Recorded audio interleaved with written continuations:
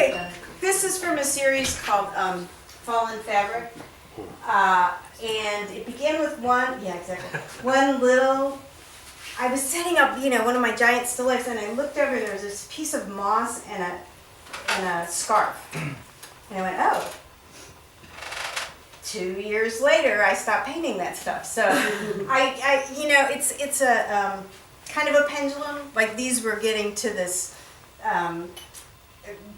fevered pitch, which I loved, but then it was like, go around the corner and see what's next. And so these came out, the whole series had, I did black and white and all the primary and secondary colors, because it just seemed like a good thing to do. These are single objects, which you might not expect after these, where I would just, again, kind of buy some fabric. I'd usually get a lot, so there'd be some weight to it, but kind of going back to the hem of the Madonna, just that joy of painting fabric. And fabric often lends itself to a secondary image or the body. So this one is it's a little crooked. I'll try to make it worse. All right, we'll have to live with it. This was an old white sweater. And when I looked at it later, it just feels so, later meaning after I'd finished it and came back and looked at it a little, few weeks later, it just felt almost like an embrace. Yeah. Kind of thing. And An embrace, yeah. How about just I see the shoes down there on the left. So who knew that but that was just how the sweater was, and I jokingly said I started this series so my son's socks on the floor would be a thing of beauty. Oh, your t-shirt, it's lovely. It's true. And then something like this felt like just repose. How can an object, it just, I look at that painting and I think, oh, I'm gonna just have a minute. Again, me and my dog alone in the room having these conversations.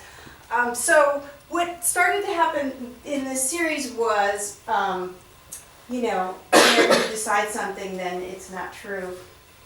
I always keep painting and drawing really separate. I think of them as very different activities.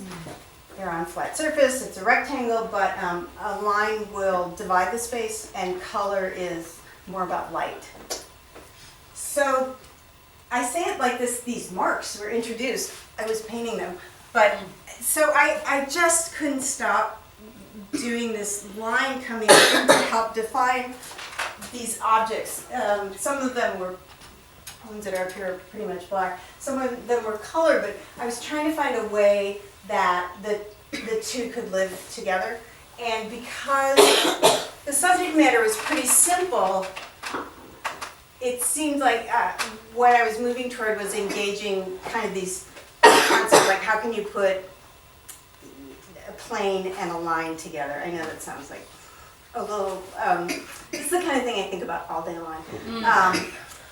But my investigations about, like, this is purple fabric, this is green felt, this is a sweater, this is repose, that's yellow is the hardest color. If there are any painters in here, I don't know if you can get it, amen.